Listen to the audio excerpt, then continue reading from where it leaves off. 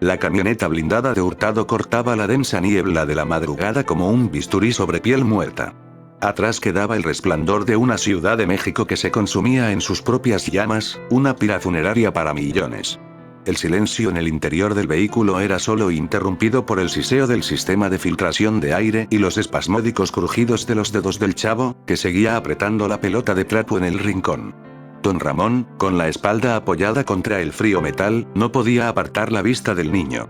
El chavo ya no emitía gruñidos. Simplemente estaba ahí, una presencia de ultratumba que parecía absorber la poca luz que quedaba. ¿A dónde nos llevas realmente, Hurtado?, preguntó doña Florinda, cuya voz, despojada de su habitual altanería, sonaba como papel de lija. Su mano no soltaba la de Kiko, quien permanecía en un estupor catatónico, con los ojos fijos en el techo del vehículo. Hurtado no giró la cabeza. Sus ojos estaban fijos en el visor nocturno del tablero. A una antigua instalación minera en las faldas del Popocatépetl. El clan de las sombras la usaba como depósito antes de que la sustancia cero se saliera de control. Es el único lugar con blindaje de plomo suficiente para bloquear las señales de radiofrecuencia que usan para rastrear a los infectados de alto valor.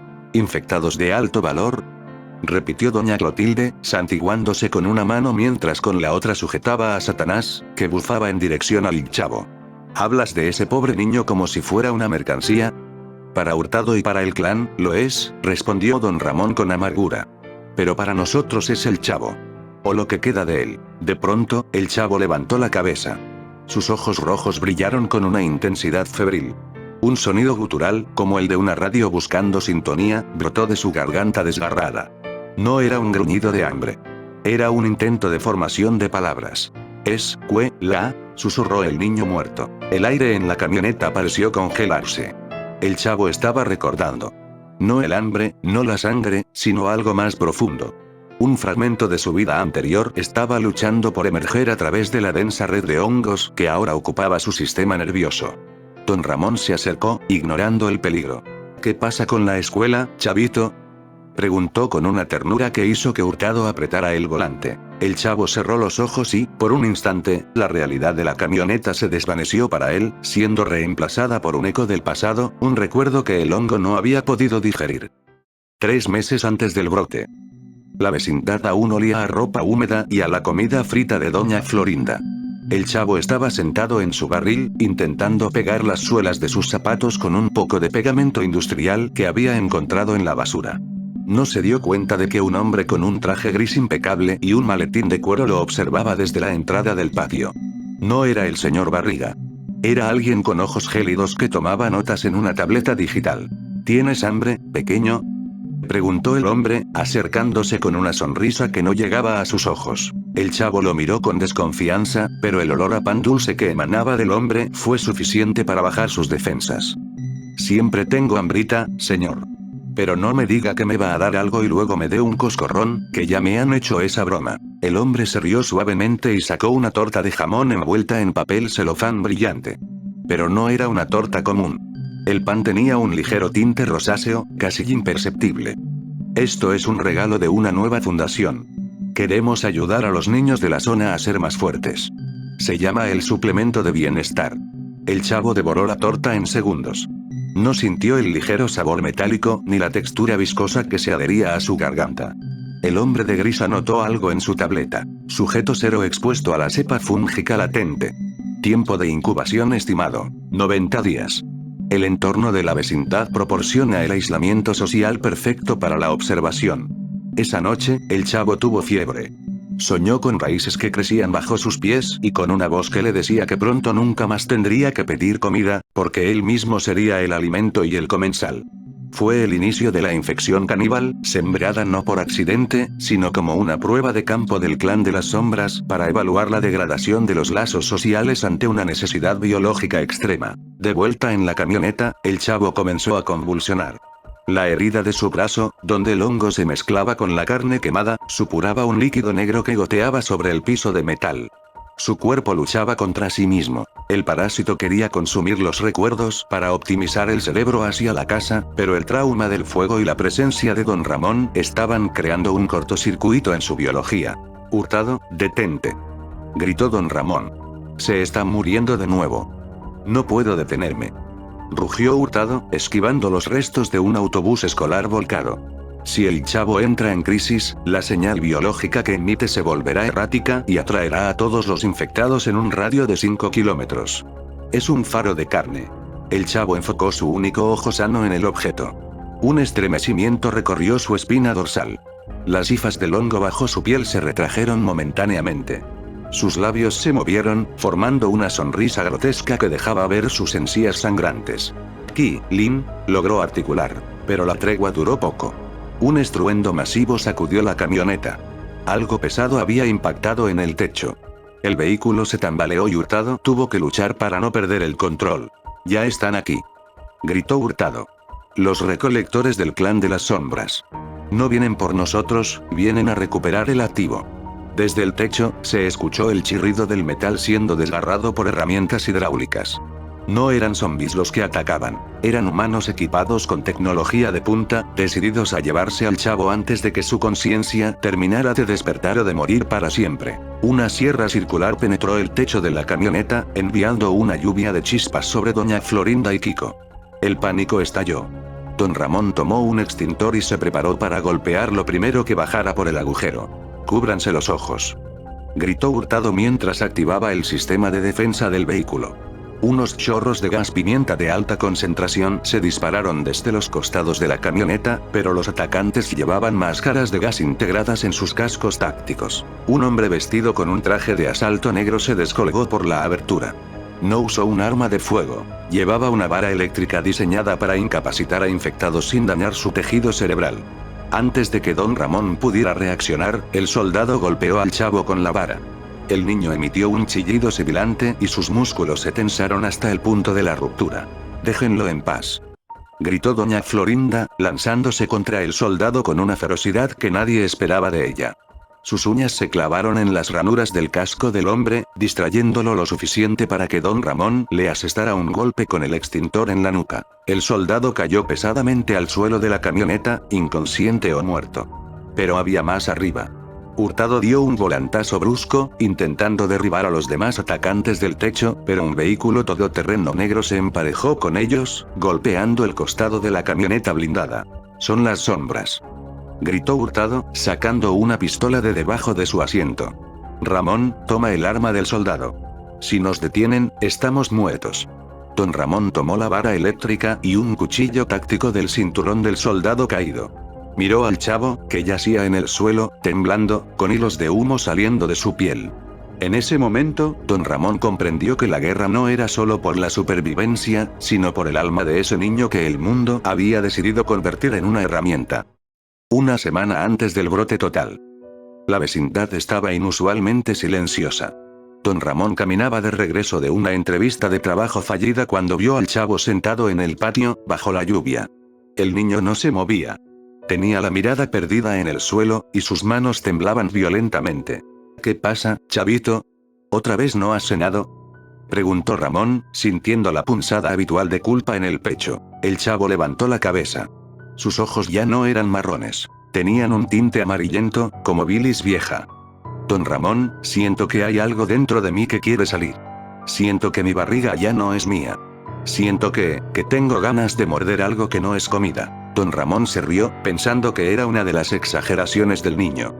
«Eso es solo el hambre que te hace alucinar, muchacho. Ven, tengo un poco de pan duro en la casa. No es mucho, pero servirá». El chavo se puso en pie con dificultad. Mientras caminaban hacia la casa de Don Ramón, el niño se detuvo y miró el cuello de Ramón. Por un segundo, sus pupilas se dilataron y un hilo de saliva espesa cayó de su boca. Pero entonces, un recuerdo de Don Ramón dándole un peso para un dulce cruzó su mente, y el chavo se obligó a apartar la vista. «No tengo hambre, Don Ramón», dijo con una voz que ya no sonaba infantil. «Tengo necesidad. Por favor, cierre su puerta con llave esta noche. No deje que nadie salga». Don Ramón no hizo caso. Esa fue la última noche de paz. Al amanecer, el chavo ya no estaba en su barril, y los primeros gritos comenzaron a escucharse desde la casa del señor Barriga, quien había llegado temprano para cobrar la renta y se había encontrado con algo que ya no era el niño huérfano de la vecindad. La camioneta de Hurtado fue forzada a salir de la carretera, volcando sobre un terraplén de tierra roja. El impacto fue brutal. El mundo se convirtió en un torbellino de metal retorcido, cristales rotos y el olor penetrante del combustible. Don Ramón despertó con el sabor de la sangre en la boca. A su lado, doña Florinda intentaba desesperadamente despertar a Kiko, quien sangraba por una herida en la frente. Hurtado estaba atrapado tras el volante, con las piernas aplastadas, pero seguía empuñando su arma, apuntando hacia la puerta trasera que había salido volando. El chavo no estaba en la camioneta. Había salido despedido durante el vuelco. Desde la carretera, varias figuras descendieron con movimientos calculados. No eran soldados comunes.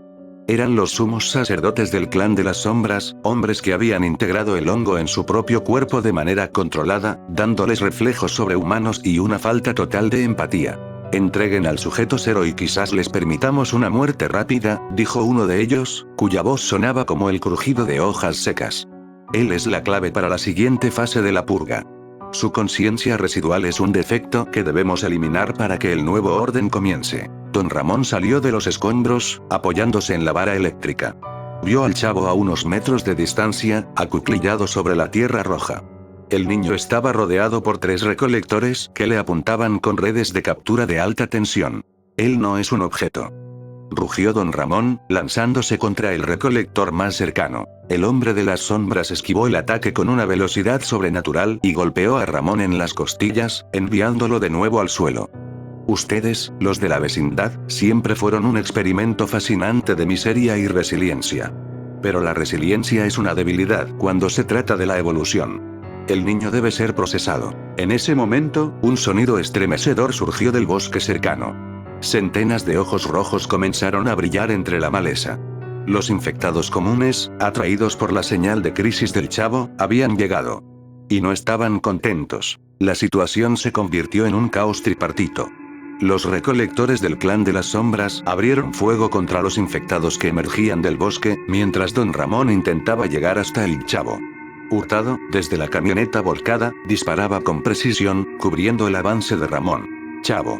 Huye», gritaba Ramón, pero el niño parecía estar en medio de un ataque epiléptico biológico. El hongo dentro del chavo estaba reaccionando a la presencia de sus hermanos menores. Como el sujeto cero, él era el centro de la colmena. Los zombis del bosque no lo atacaban. Se lanzaban contra los hombres del clan con una furia suicida, ignorando las balas que les destrozaban el pecho. Eran escudos de carne para su rey. Doña Florinda, viendo la oportunidad, tomó a Kiko y a una doña Clotilde aún aturdida y comenzó a moverse hacia la maleza opuesta, lejos de la línea de fuego. «Ramón, ven con nosotros», gritó, pero Ramón no se movió. No dejaría al niño otra vez. Uno de los sumos sacerdotes del clan, viendo que perdían el control de la situación, sacó un pequeño dispositivo de su cinturón. Era un detonador de proximidad para el chip que el chavo tenía implantado en la base del cráneo desde aquel día de la torta de jamón. Si no podemos tenerlo, nadie lo tendrá. El activo será neutralizado. Don Ramón vio al hombre apretar el botón. Un pitido agudo e insoportable emanó del cuello del chavo. El niño se arqueó hacia atrás, emitiendo un alarido que rompió los cristales de la camioneta. Sus ojos se volvieron blancos y una sustancia negra comenzó a brotar de sus oídos. El chavo estaba muriendo.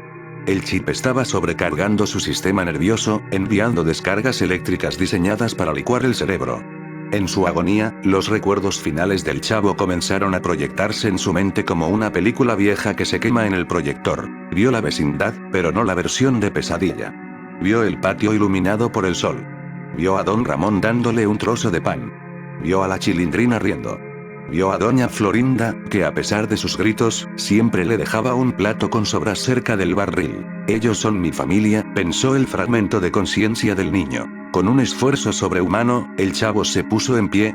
El hongo, sintiendo la amenaza de muerte, tomó el control total de sus funciones motoras para proteger al huésped. El niño se lanzó contra el sumo sacerdote que tenía el detonador. La velocidad fue tal que el hombre ni siquiera pudo levantar su arma. El chavo le arrancó la garganta de un bocado, recuperando el dispositivo entre sus dientes ensangrentados antes de aplastarlo. El pitido cesó, pero el daño estaba hecho. El chavo cayó de rodillas frente a don Ramón. Ya no quedaba rastro de humanidad en su rostro, solo una máscara de agonía y hambre reprimida. «Vete, Mon, Chito», susurró la voz en la mente de Ramón. No fue una voz física, sino una conexión telepática facilitada por el hongo. «Huye, con los demás». Yo, los, detendré. El chavo se giró hacia los recolectores restantes y hacia la horda de infectados que seguía saliendo del bosque. Se puso en pie y emitió un rugido que hizo que los árboles temblaran. Era una orden. Los zombies se detuvieron. Los hombres del clan retrocedieron, aterrorizados. Don Ramón miró al niño por última vez. Comprendió que el chavo que él conocía ya no estaba, pero que su último acto de voluntad había sido salvarlos. Con el corazón hecho pedazos, Ramón se dio la vuelta y corrió hacia el bosque, donde doña Florinda y los demás lo esperaban. Hurtado, que había logrado liberarse de la camioneta arrastrándose, fue recogido por Ramón. Los 5 se adentraron en la oscuridad de la montaña, dejando atrás el sonido del combate final. Desde una colina cercana, don Ramón miró hacia atrás. Vio al chavo en el centro de un círculo de fuego, rodeado por cientos de infectados que ahora le obedecían. El clan de las sombras había sido diezmado, pero sabía que enviarían a más. El chavo se había convertido en el rey de los muertos, un monstruo creado por la ambición humana, pero que conservaba una chispa de lealtad hacia aquellos que alguna vez le mostraron un poco de bondad. Algún día regresaremos por él, dijo Ramón, con las lágrimas secándose en sus mejillas sucias. No importa en qué se haya convertido. Es nuestro chavito. Hurtado negó con la cabeza. Él ya no es de este mundo, Ramón. Él es la sombra que nos permitirá sobrevivir un día más. Recen porque nunca tenga hambre de nosotros. El grupo caminó durante horas hasta llegar a la entrada de la mina que Hurtado había mencionado. Era una boca oscura en la ladera de la montaña, pero dentro había luces, suministros y una esperanza frágil. Mientras entraban, don Ramón se detuvo un momento y miró hacia el horizonte. El sol comenzaba a salir, pero su luz era opaca, filtrada por las cenizas de la civilización. En algún lugar, allá abajo, la infección caníbal seguía extendiéndose. El clan de las sombras se reorganizaría. Nuevos horrores nacerían de los laboratorios y del hambre. Pero en la mente de don Ramón, el recuerdo del chavo seguía vivo. No el monstruo del bosque, sino el niño del barril que, con una sonrisa desdentada, le decía, fue sin querer queriendo. Ese recuerdo era su única arma contra la oscuridad que se avecinaba. Porque mientras hubiera alguien que recordara la humanidad de los monstruos, la humanidad misma no estaría del todo perdida. La vecindad había muerto, pero sus lazos eran más fuertes que el hongo, más fuertes que el hambre, y quizás, lo suficientemente fuertes como para reconstruir el mundo sobre las cenizas de la infección caníbal. La puerta de la mina se cerró con un estruendo metálico, sellándolos en el silencio. Afuera, el viento soplaba, llevando consigo el eco de un chillido infantil que parecía una despedida y una promesa. La pesadilla continuaba, pero ellos, por ahora, seguían vivos. Y en la oscuridad, eso era lo único que importaba.